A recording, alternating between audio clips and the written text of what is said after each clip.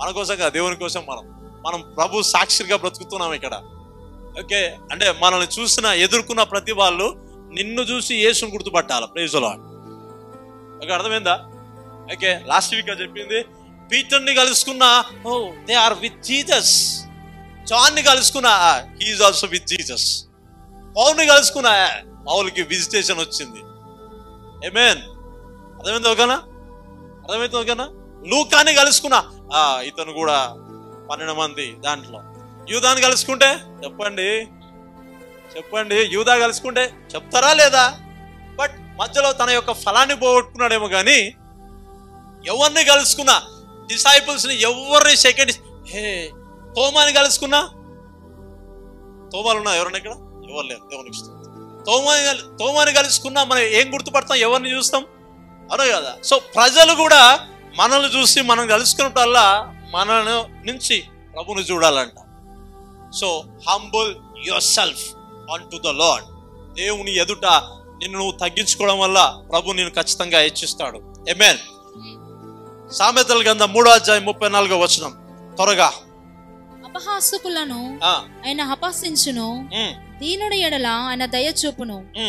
జ్ఞానుల ఘనతను స్వతంత్రించుకొందురు, బుద్ధిహీనులు అవమానభరితులగుదురు. చూసారా?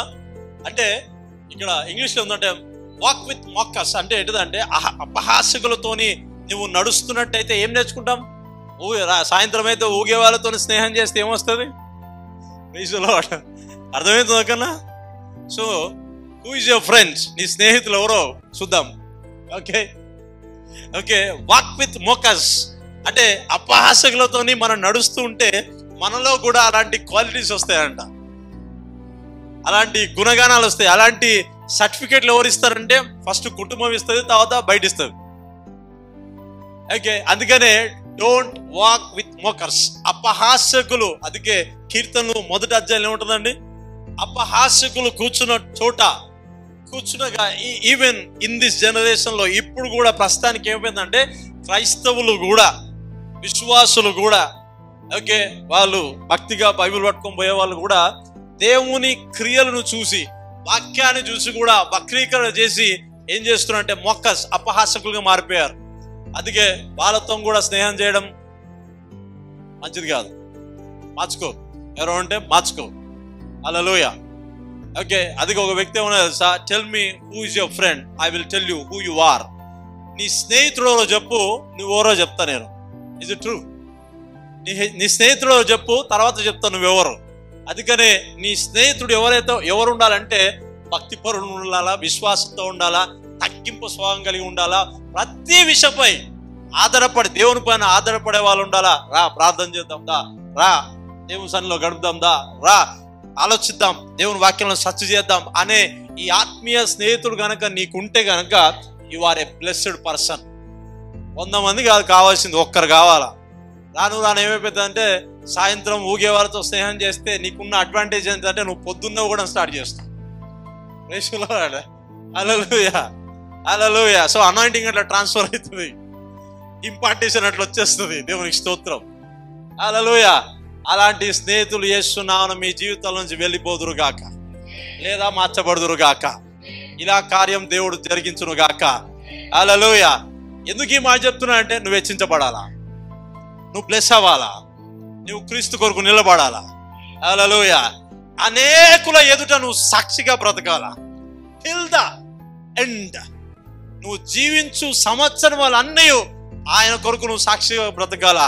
ఆయన గుణాతిశయమును ప్రచుర చేయు వ్యక్తిగా నీవు ఉండాలా. Amen. That is righteousness of God. అది దేవుని నీతి అయి ఉన్నదంట. ఆమేన్. ఓకే, దాని కింద వచనం చదువుదాం. ఏంటిది అది? బట్ గాడ్స్ అపహాసకులను ఆయన అపహసించును, దీనుని ఎడల ఆయన దయ చూపును. మళ్ళీ ఏమొస్తుంది? దీనుల ఏం చూపిస్తాడంట దేవుడు?